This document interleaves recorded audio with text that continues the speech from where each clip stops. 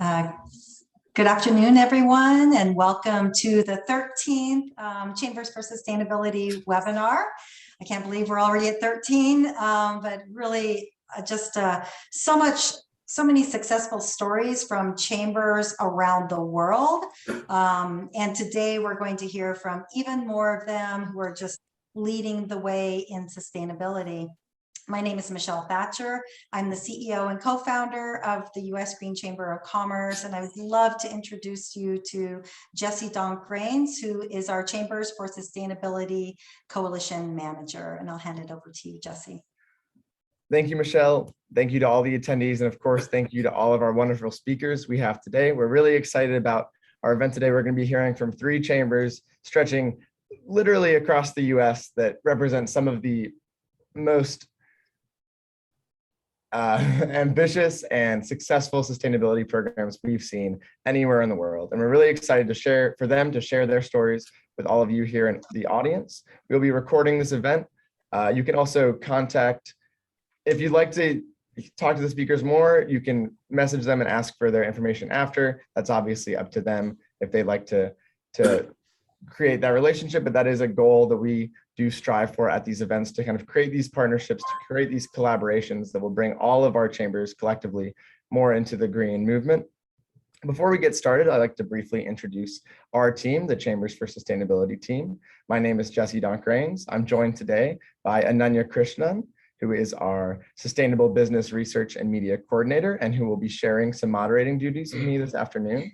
We also have Lauren Demaray on this call. She is our Sustainable Business Research and Media Analyst, and she will be moderating the Q&A portion of the webinar. So throughout the event, at any point that you have a question, please direct message her in the chat, and she'll send a message in there so you can see her name as well. Direct message her in the chat, and she will relay that message to the speakers during the Q&A portion. That's just to prevent people from talking over each other during that section of the call. We also have Justin Barella on our call. He's our Sustainable Research Analyst. Justin will be managing the Zoom call today, so he will be sharing slides for our speakers. In addition, if you're a speaker or an attendee and you'd like to turn your video on, or if there's a reason you'd like to unmute, please message him and he'll handle that for you. I believe that is all of the business out of the way. So I would now like to take a second to welcome all of our speakers. We're joined today by Matt Cohen from the Long Island Association, Natasha Ashenhurst from the Thurston Chamber of Commerce, and Samantha from the Seattle Southside Chamber. All right, and let's just get right into it with our first speaker of the day, which is Matt Cohen from the Long Island Association. Matt. Thanks, Jesse. I want to thank Michelle and Jesse, the U.S. Green Chamber of Commerce, all your staff. I appreciate the invitation. Looking forward to speaking today, and really enjoyed getting to know you last week when we were talking about this event. So as Jesse said, my name is Matt Cohen. I'm President and CEO of the Long Island Association.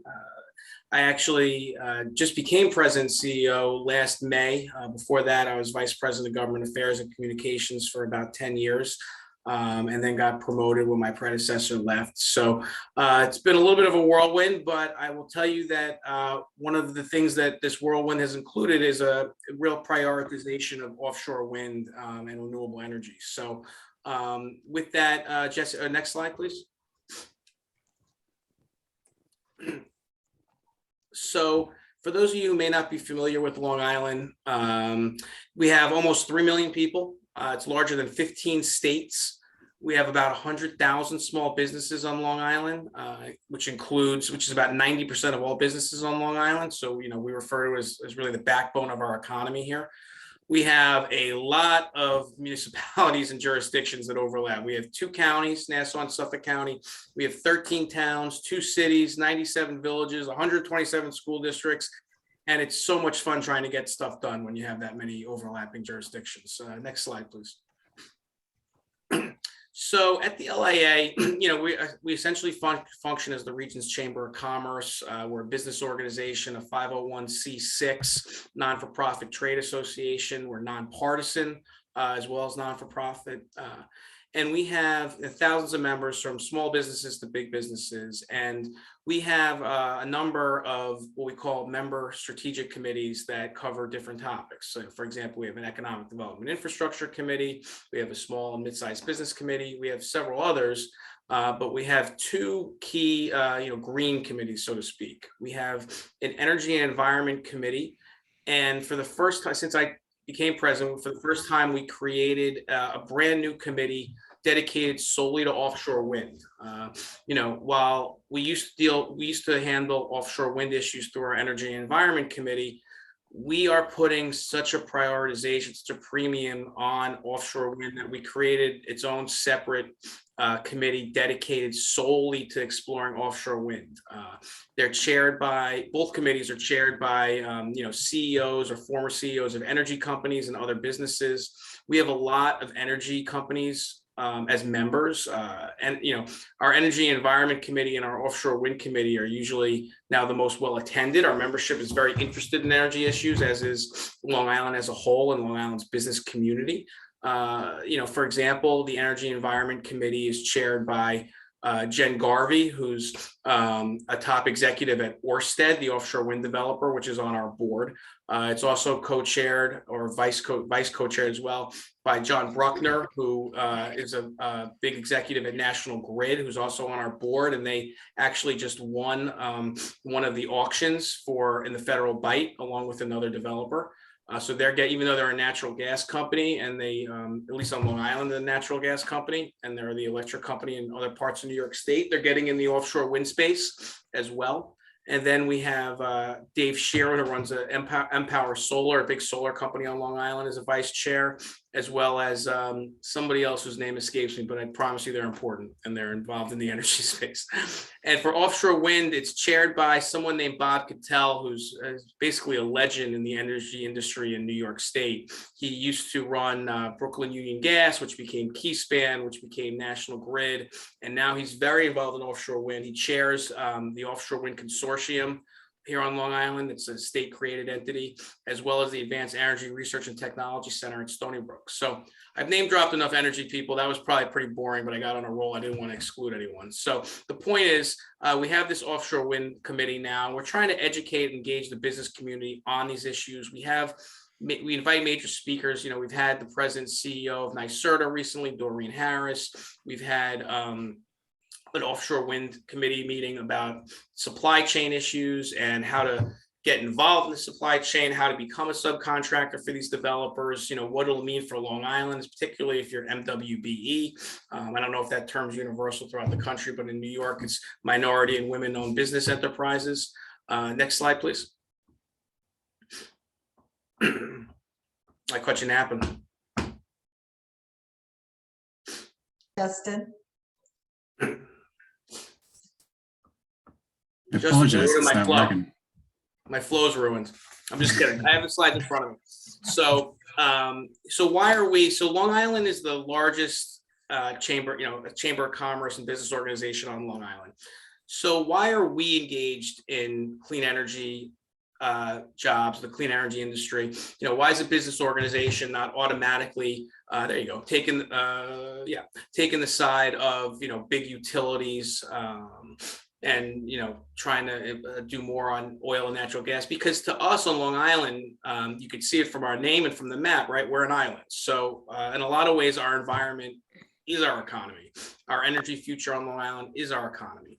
And so we have, for many, many years, predating me becoming president, we've been super involved in this space, especially with offshore wind, but renewable energy generally.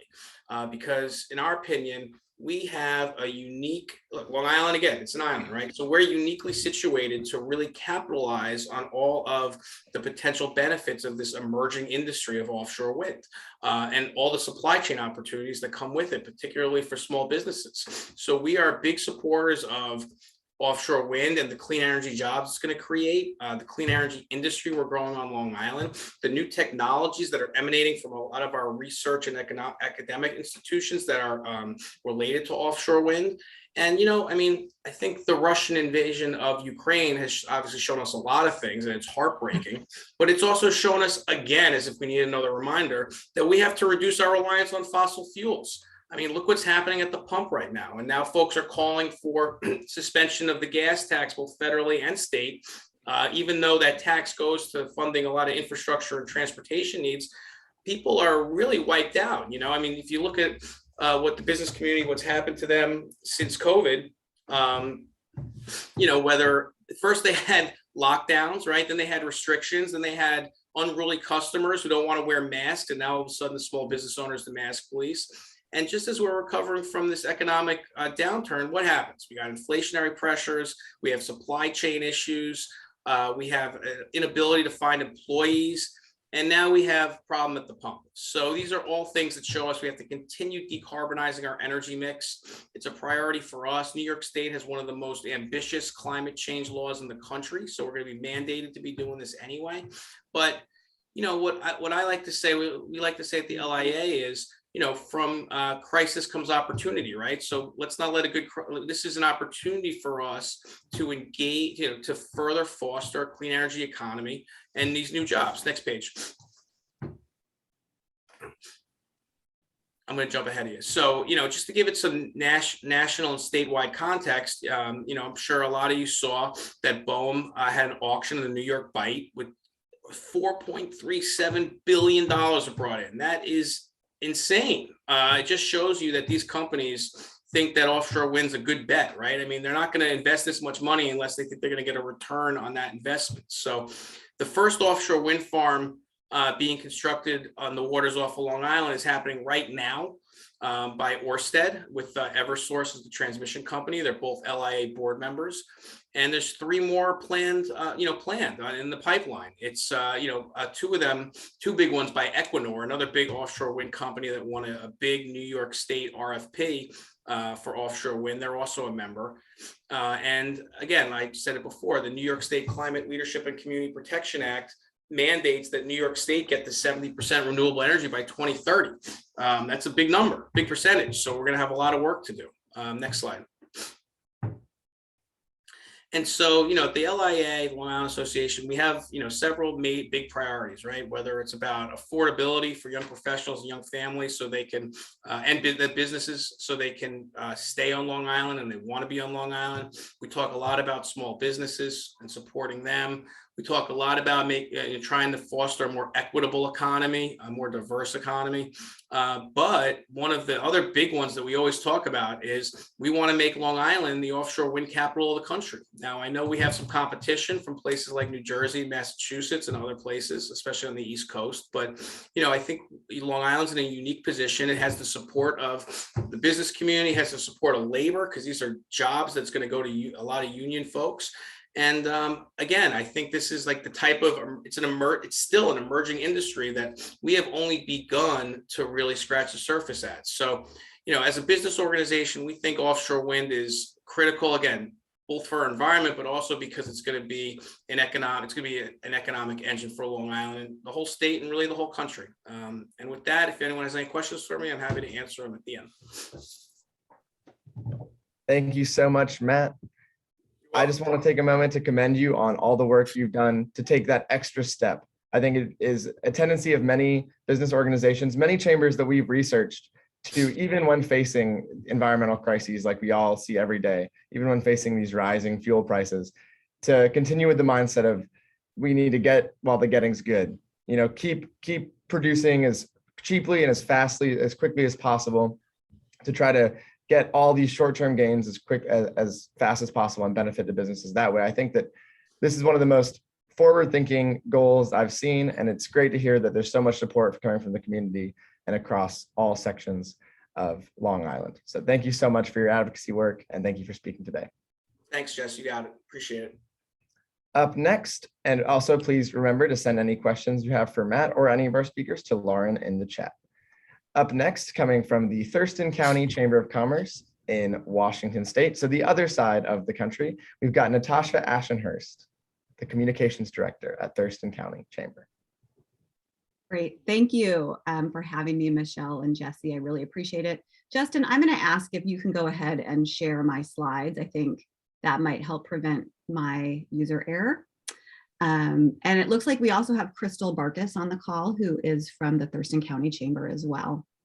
So really quickly, to say that what I'm going to present to you today, we could easily spend hours discussing. So it's really challenging to try and truncate it into a 12-minute or so presentation, but I'm going to do my best. So go ahead and go to the next slide.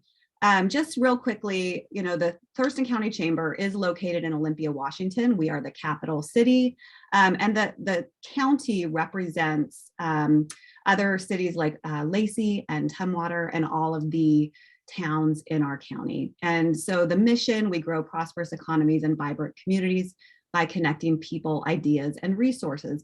And that mission is really important when we go to the next slide and we say, you know, where does a green program fit into the overall structure of a Chamber of Commerce? So about 10 years ago, community members came together and they asked the question, how can we bring businesses together around this idea of environmental sustainability? How can we communicate the good work that these businesses are doing? And also, how can we share valuable information with the business community? And so the Chamber of Commerce, as the conduit to the business community, was chosen as this entity to lead this green business program. So next slide. And so this idea of promoting sustainability really did fit within the overall ecosystem of the chamber. And so the chamber took this on. So let's go to the next slide. So created in 2010, the Thurston Green Business connects and celebrates sustainable businesses and organizations to enhance the overall environmental and economic health of our community. So next slide will show you what is Thurston Green. Thurston Green Business is a program that is a partnership between the cities of Olympia, Lacey, Tumwater. It also has support from the Port of Olympia and our transit, which is intercity transit, and our utilities, which is Puget Sound Energy. We also have support from organizations such as Twin Star Credit Union, a Lacey Makerspace, a Thurston Climate Action Team. And so this committee formed the Thurston Green Business organization, and the chamber serves as the administrative body, and it serves as the conduit into the business community, right? And so when this was developed, this turned into a committee. So there's one person, sometimes two, from each one of these organizations, and they meet monthly. So it's a committee, it truly is. And it is also a pay to play committee. So each one of these organizations, they pay in on an annual basis to be part of the committee.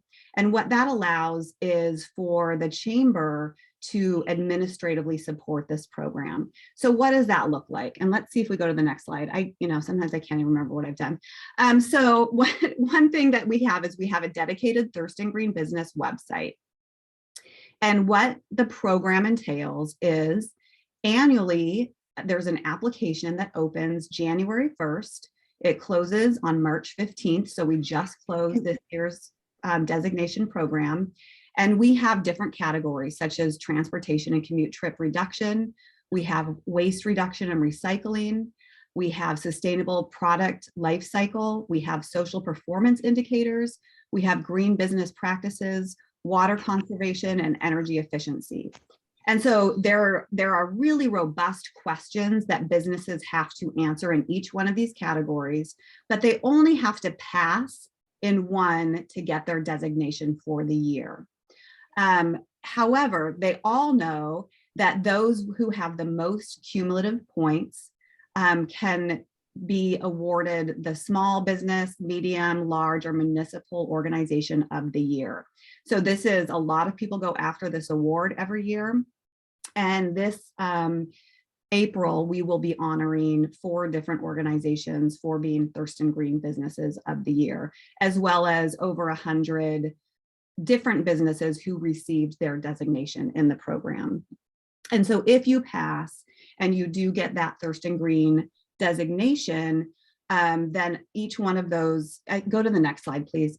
They would get a window cling. So it's something that they can put on the exterior of their organization, like a window. They can put the logo on their website. So that, shows that they're part of the program. They get a certificate that they can display in their place of business. And then if they win one of the top awards, then they will actually have this plaque that they can hang up. A lot of businesses use this as a public relations tool, a marketing feather in their cap. They send out press releases. There's a lot that goes around becoming a Thurston Green business. And then if you can go to thurstongreenbusiness.com, that's our website. And you can see that there is a directory, so you can look and you can see who is part of the who received their designation that year. And this year it's not quite built yet. We still have about 75 businesses to add to the directory, and we will have that in place before the forum, which we will have on April 13th. So that is our celebration event. It happens every April. And that is when all the committee comes to this event. We always have a keynote speaker that talks about sustainability in some fashion. Sometimes it's a business owner who's done remarkable things with their organization. This year, it is going to be someone who's going to be talking about the carbon neutral efforts from a utility perspective. And then we also have an expo at that event as well. So anyone who received a designation has the opportunity to have a booth, and they can, talk about what they're doing with people who come to the event. So this one usually garners around 200 attendees, and it's very popular. So let's see. The other thing I think is, do I have one more slide? I have no idea.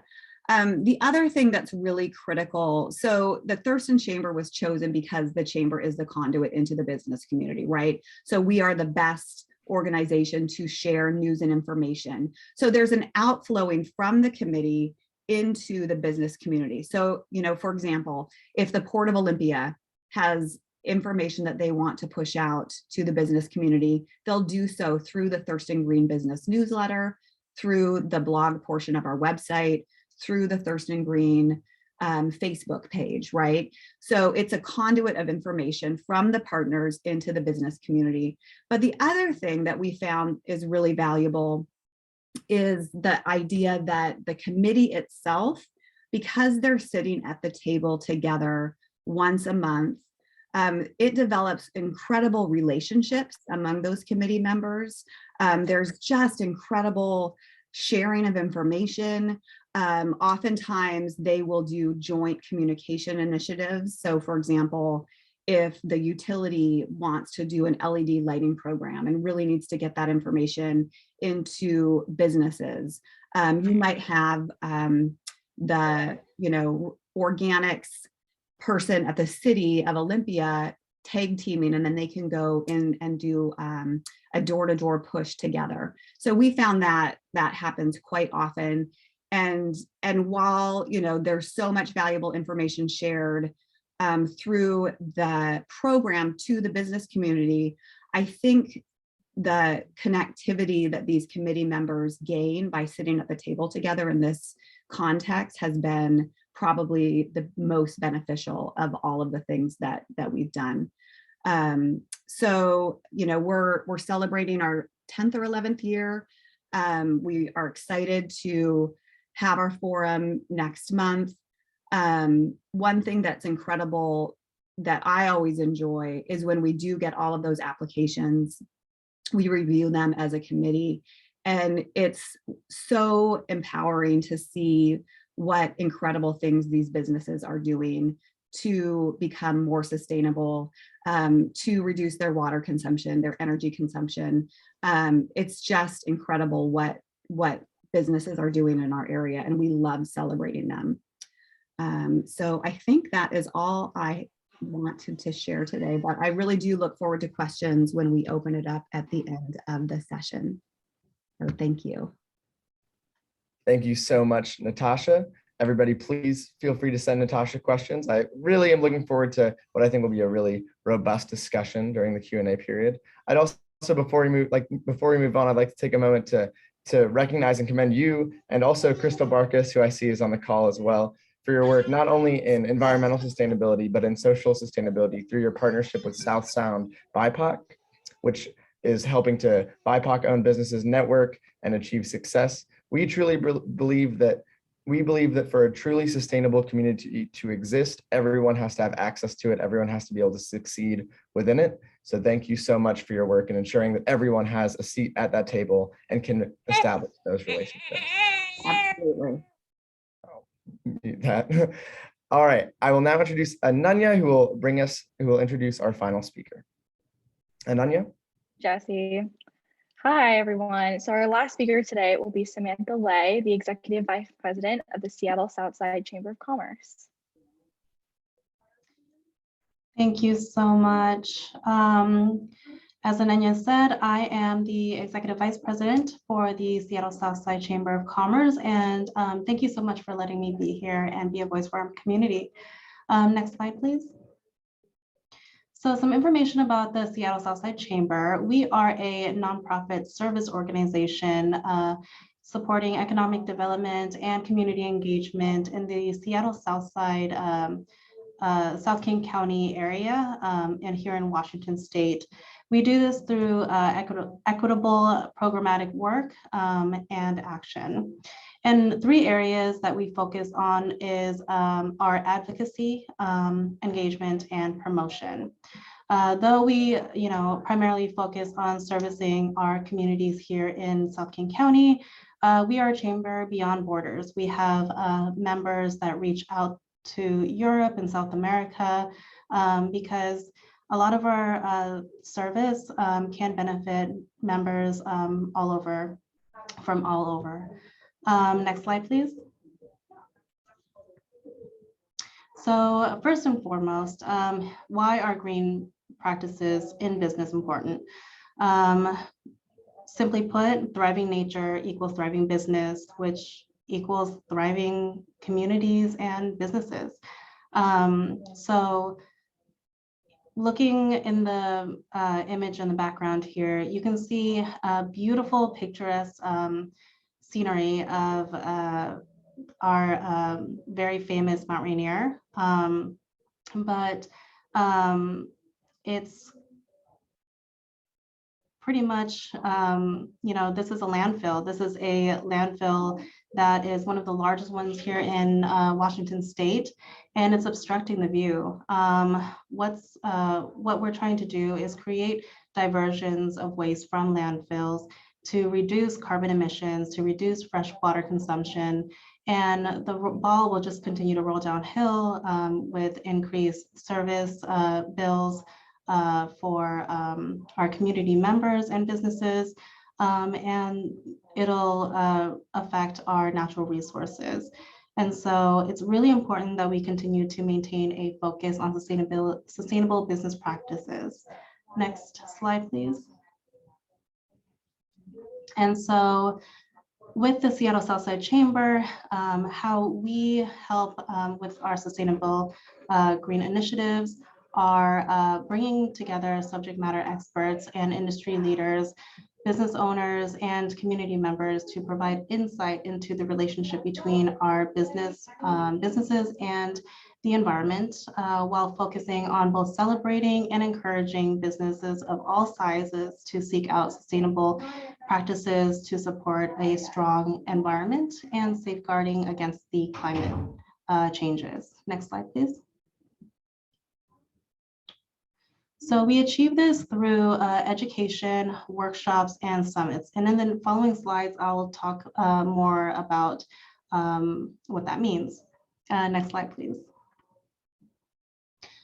So through education, we focus on 2 areas, community and business, because they both go hand in hand.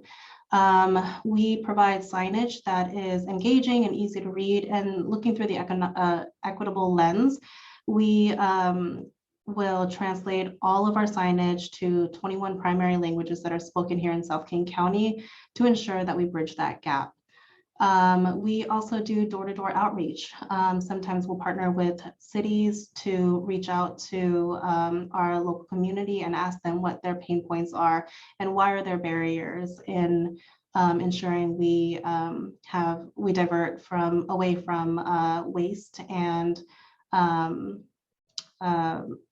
finding programs that can help our business community to incentivize them to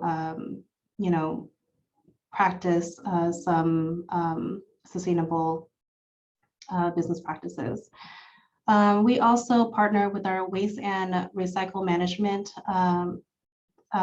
companies, organizations, to provide site tours and classes and partnership programs for developers and businesses and just the general community. They are amazing. They'll even come to your kid's birthday party to do a recycling game. And we also like to have a strong presence in our community by going to events such as our local farmers markets and hosting a community booth there, providing, again, signage, information on how to, just information on how to safeguard against climate change. And I'll speak more about this, but we also do virtual presentations and custom tailored consulting packages for businesses. Next slide, please. So on workshops, we provide both virtual and in-person options. Our webinars and seminars can be either community-led or member and partner-led. A community member can reach out to us and say, hey, our garbage cans are being overly filled. What can we do to help this? And we'll reach out to our city partners and find ways to kind of solve that problem for them. Members and partners can reach out to us, and if they have an incentivized program they would like to share or just share some knowledge and best practices, they can reach out to us and just let us know. We will, manage the event logistics and marketing and producing the materials for our community to engage with and get that information. And as I mentioned before, in person, we provide site tours with our waste and recycle management partners, and we host community booths and equitable career fairs. I'll speak more about the career fairs in a moment. Next slide, please.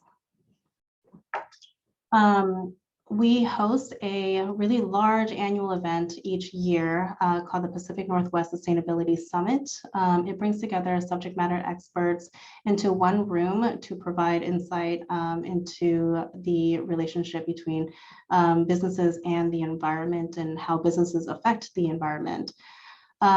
We will typically have keynote speakers and a very diverse panel discussion, panel that includes that is like a representation of our community. Some participants include elected officials, city officials, industry leaders and developers, business owners, community members, and more recently a youth voice, because it's really important to have our youth speak about their concerns and even provide solutions that we can work towards.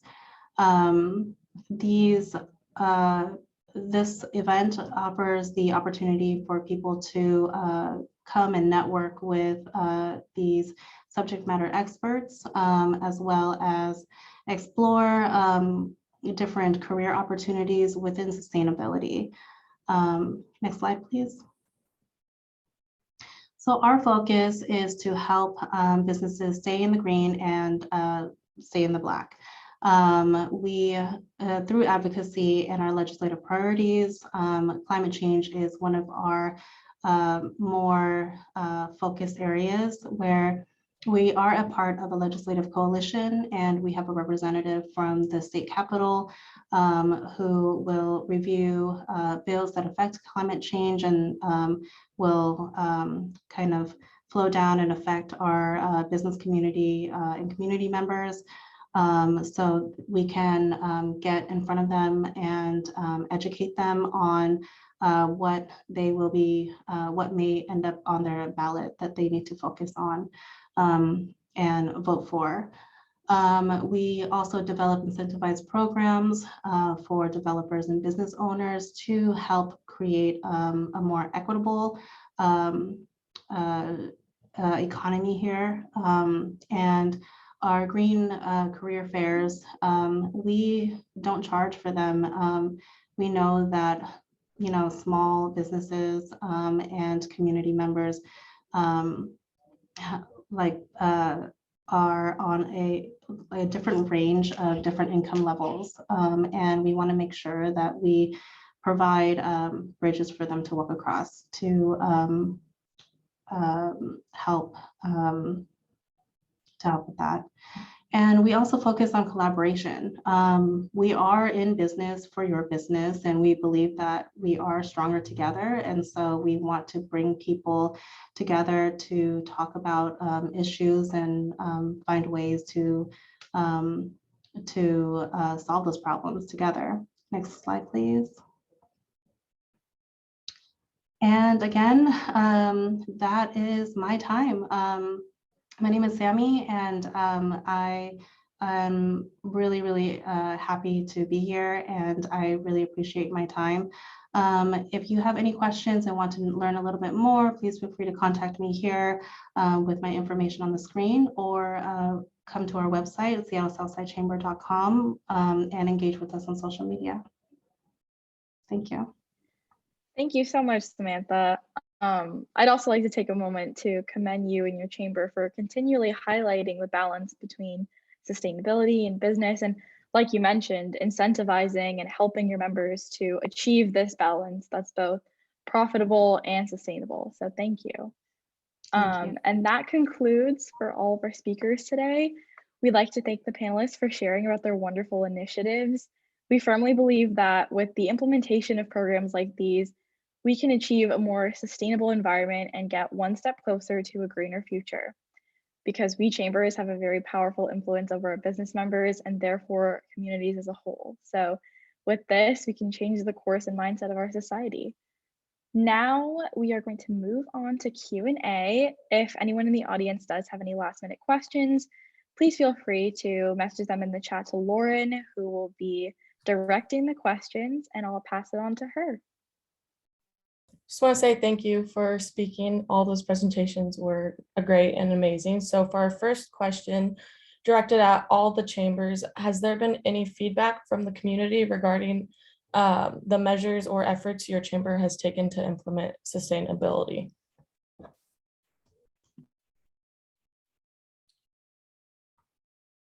I mean, I could start. I mean, our members are very supportive of what we're doing with respect to sustainability. You know, in terms of the larger region, the larger business community, it's really positive. I think, you know, we've gotten to the point now in our region, in our country, where offshore wind isn't so fantastical anymore, and people are supportive of it, and it's sort of a given that this is the direction we should be going to. And like I said earlier, I think with current events, it just shows you more and more that we need to keep decarbonizing our fuel supply. So our the response to Long Island's been positive. I'd like to add one extra element to that same question: is what is the reaction, but also how does this translate into new members? And have you received new members? Just so you can finish up on that one, Matt. Yeah, so yes, for sure. I mean, when it comes to offshore wind, you know, we went from just having Ørsted on our board to now Eversource has joined our board. We have members like RWE, ENBW, I think that's the one, right? ENBW, Equinor, and a couple others that all wanted to become members and be a part of the dialogue and part of what we're trying to do on behalf of the business community. So it's definitely resulted in members for us in offshore wind. And we've also added some solar companies as well. And like I said, we have one of them on our board.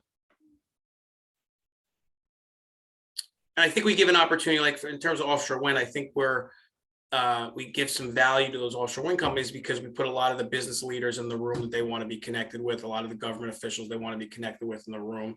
And we also have some small businesses that are joining us because they are interested in trying to get help with supply chain opportunities. I'll jump in about the Thurston County Chamber. So the community is very supportive of the efforts in sustainability. Absolutely. One thing I didn't mention is in order to apply to become a Thurston Green Business and receive that designation, you do not have to be a member of the chamber. So that is not a barrier because it's supported by the cities and by the port and all of the entities. That having to be a member was off the table.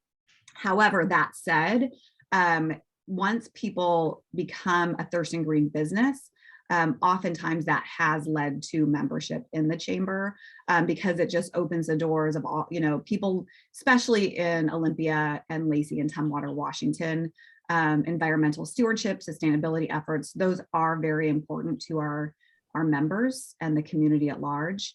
And so they see that good work, that they see the chamber is at the center of that good work. And so going through that designation program oftentimes does lead into membership. We've definitely gotten really good feedback and a lot of memberships through our work and advocacy with our green initiatives. I would say a lot of our partners and our members are very passionate about sustainability, including sustainability within education and workforce development. And we see a lot of micro-owned businesses or new business starting out that are reaching out for the chamber for marketing promotion. But we will discuss, what their passion projects are and letting them know we are advocating on these topics, provide a really easy segue into more benefits that comes with being a chamber member.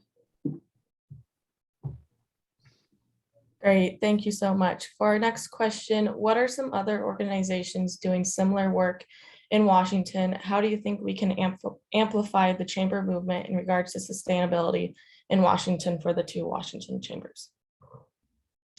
I think just collaboration, finding ways where we can dovetail off of what is already being done and reaching out for new memberships to broaden our outreach even further. Yeah. Yeah, I know for the Thurston Chamber, advocacy isn't necessarily part of the Thurston Green Business designation, but it's a huge part of the Thurston County Chamber program. And so one of the other initiatives that the chamber is a leader in is the shared legislative agenda. So that would be different parties, similar entities as the Thurston Green Business Committee, but developing a common advocacy agenda and then working with community partners to push that forward. And that often includes environmental initiatives. In down where we are right now, flooding could wipe out I-5. That's a big thing that we're all worried about. There's, quite a few different initiatives that the group has come together to work collectively and try and move that forward in the legislature. So, yeah. Thank you again. For the next question, directed at the Long Island Association, what are your goals regarding clean energy for this year and for the next decade and for the future? Let's see. Well, one, just really building on what I said before, I'll try to answer it this way. And if I hopefully I'll answer chronologically, but this year, I just want to keep moving forward. I want us to keep moving forward on the first offshore wind farm that's being built right now. Want to make sure there are no hiccups, want to do it on time, want to make sure it gets online, want to make sure people see that it's not going to, raise their electric bills, and they're going to see that it's not going to be in their view shed. They're going to see that it's going to have a positive environmental impact. So really I think, in the short term, the answer is moving forward with projects that are already being built or are already in the pipeline, like Equinor's couple of projects in New York State as well, what they won this big RFP for. And then in terms of long term, I think that was the last slide. We want to make Long Island the offshore wind capital of the country. We want to, again, we sort of are uniquely situated in terms of our geography. We have a lot of developers in this space. We have a lot of union folks that want the jobs, and I think we just got to keep moving forward. So so basically we want to have the biggest offshore wind economy in the country. No big deal. That's the goal. Great. For the next question, again, for all three chambers, how has the pandemic affected your operations and projects, and how have you ever overcame these challenges with the pandemic? Well, I'll jump in there. As far as the Thurston Green Business program, one of them is commute trip reduction. So everyone wins in that category, right? That's, part of our communication when we're pushing this out. It's like, if you never thought you could win or get a designation before, guess what? This is your lucky year, because most people had their offices remote, right? And I think that's been a big one for the program. Is businesses, they're seeing that you can get by with less space, that employees can maybe telecommute. And so that really has lessened some of the impacts of commuting. So that was an easy win, and it was a fun way to communicate our program to our constituents. Echoing what Natasha said, yeah, definitely pivoting to virtual engagement opportunities has been something that helped us grow in that area of our business and organization. I would say the pandemic also, coming out of this pandemic, we have seen a dip in engagement for events. And I think that it's definitely something that is shared amongst the chambers across the nation, where there's a lot of people that are not coming to events. So we have decided to make all of our events and meetings give a hybrid option, virtual option, so people can still engage, because people that were formerly extroverts are now introverts, and they don't want to go out. And so, we'll cater to all the indoor cats of the community, and, find ways to really help incentivize ways for them to come, whether it be, door prizes that are higher in value, or, beefing up our marketing and promotion campaigns. That's been something that we've had to take a look at and find a way to market to post-pandemic humans. It's a conversation that is going to continue to evolve until, I want to say, 2024 maybe. Is the question geared more towards how it affected us as chambers or the businesses specifically? It can be either or. Your take on it. All right. What's easier to answer?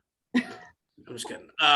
As a chamber, I think it affected us. Look, in the beginning, it was amazing, right? We're doing all these virtual events, some by ourselves and some in partnership with Newsday, which is the major newspaper out here on Long Island, really the only newspaper on Long Island. And, it was amazing because we had like crazy attendance for all these virtual events, because it's a lot easier to just roll over to the side of your bed than like get up and drive 30 minutes or 40 minutes to an event. So in the beginning, it was really increasing our attendance, and people were really tuned in, and they were like thirsting for information, which was a good thing. And then I think it sort of hit a climax and people were over it. So now I think it's actually given our members, it's like they didn't know what they had got until it's gone, like the Joni Mitchell song. Like they we're so excited now to be back in person. We had an event with the U.S. Senate Majority Leader Chuck Schumer, who I used to work for, a couple of weeks ago. We had 400. It was the first major event after Governor Hochul in New York lifted a lot of the restrictions, and we had like 400 people. And people, it was electric. People were excited to be back in the room, networking face to face, and we could tell because as we were doing virtual events in the last several months, all of a sudden, like that great attendance was dwindling as people were zoomed out. So I think on the one hand, it was like really good, not good. I think it helped us as a chamber in the beginning. And then when it sort of ran its course, it helped us with in-person networking opportunities. And it also helped us to adapt to, digital communication, remote work, et cetera. And then in terms of the business community, I mean, look, like I said before, we have about 100,000 small businesses on Long Island. A lot of them closed their doors. It really was awful. And, they've been through hell and back, and they had to deal with customers don't want to put on masks. And now they have, just as we think we're turning the corner, there's all these other pressures and uncertainty now. But I also think that, businesses showed a lot of resilience, and they have a lot of best practices that they learned, and now they're adapting to a world in which COVID is not going anywhere, it looks like. So I think that it helped them, for the companies that were nimble, they adapted, and now they are better companies for it, assuming they got out the other side, because they have different ways of doing things, more creative ways of doing things. I think that was to their benefit.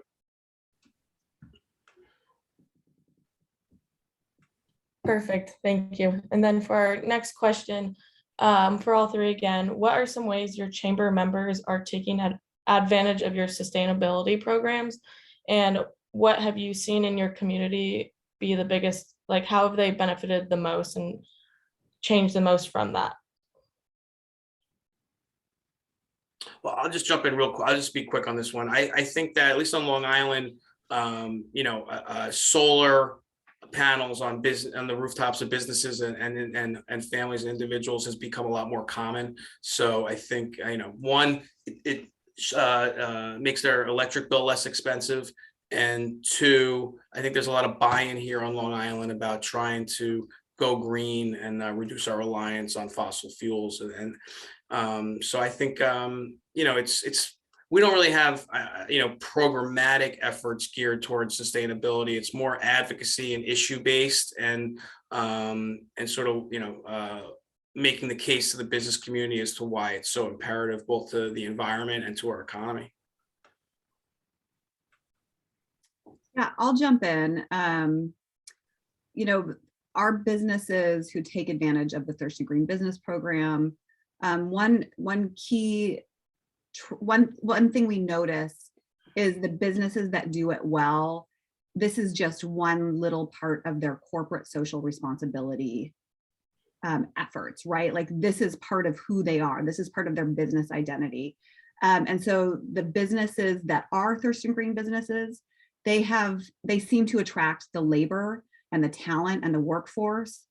They have better retention of workforce, and that's a really big issue. I know it's a big issue everywhere, but it's a huge issue here. There just are not enough people working right now. Businesses cannot fill empty jobs. However, those businesses that have social corporate responsibility as a big part of their mission statement, they retain really valuable employees. And we feel like the Thurston Green program is a big part of that. I agree. I think it really helps to boost the morale of our business community, and it flows down to the workforce here, knowing that they are working for a business that is environmentally conscious. And even our high schools or public schools here are reaching out to find ways to be greener.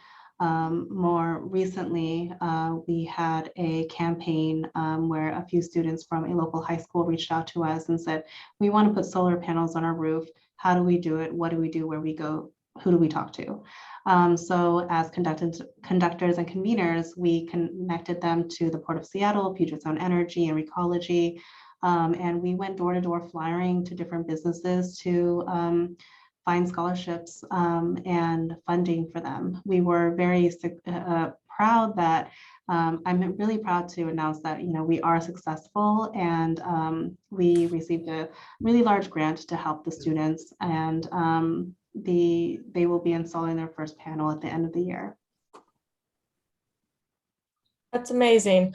Well, that concludes our Q&A for today. I just want to thank all the speakers for their incredible answers and insights, and now I'll hand it over to Michelle for closing remarks. Yeah, thank you so very much. This, just like so many of our others, has been extremely inspiring and educational. Every single bit of information that's being shared could be duplicated by all the chambers around the United States, all the chambers around the world. And that's what we're doing here, is we're capturing your story. And I'll share our webpage in just 1 second. I do want to just make an introduction to Emerson Brantley, one of our board of directors, who is here with us. If you just want to say hello, Emerson. I am excited when I hear the things that you guys are doing and the initiatives that you're taking.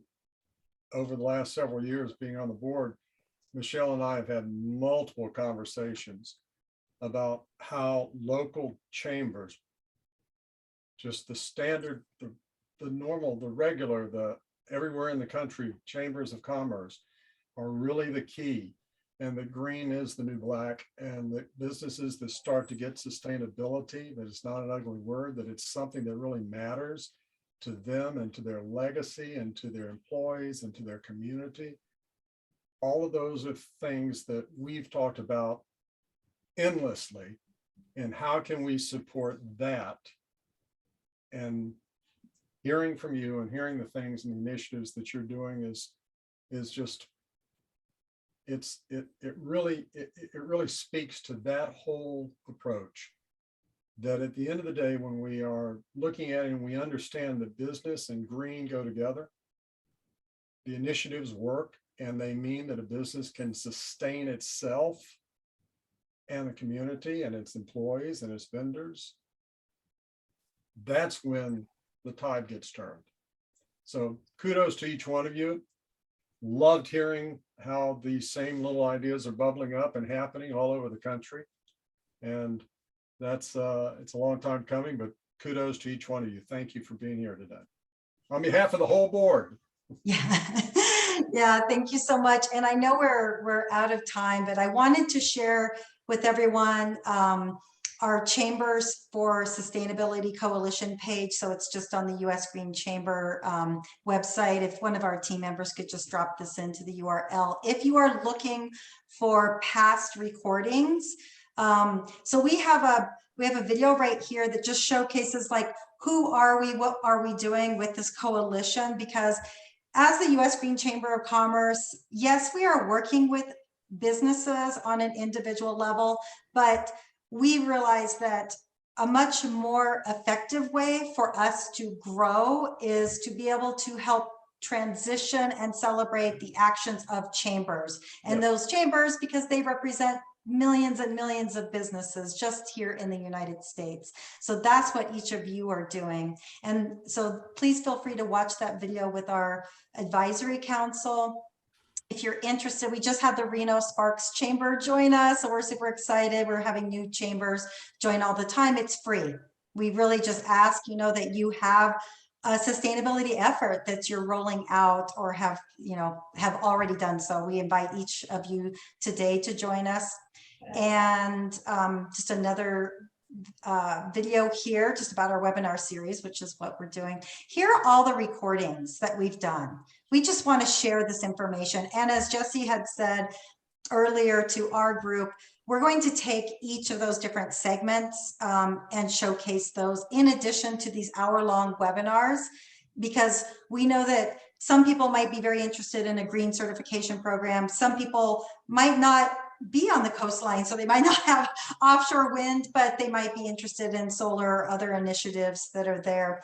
And I even noticed Samantha, one of your team members, I think it was Crystal from the Housing Authority, is with us today. And just in our last webinar series, we had Brittany Quick Warner from the Eugene Area Chamber of Commerce with a brilliant solution for homelessness within Eugene, that the chamber, not just relying upon the city, but the chamber itself took action and really had such an effective program. So just feel free. We have multiple chambers. We have the San Francisco Chamber as part of our coalition, Metro Atlanta. We have a couple green chambers, just all across the board. We have some multinational chambers as well, but we just invite each of you, and please feel free to make an introduction to us. This is a collaborative effort. It's not about us at US Green Chamber, it's about all of us together to join forces, learn from each other, share tools, and inspire our businesses to become greener so our communities can become just happier, healthier places to live. So just thank each and every one of you. Have a great rest of your day. We look forward to reaching out to you again and having you participate in these series. Thank you so much, everybody. Yes, and thank you to our team. I forgot to say thank you again to our speakers today, and thank you to the entire team. Without each of you doing the work, we would not be here. Thank you so much. Great work, everyone. Thank you so much. Thank you. Bye, everyone. Bye.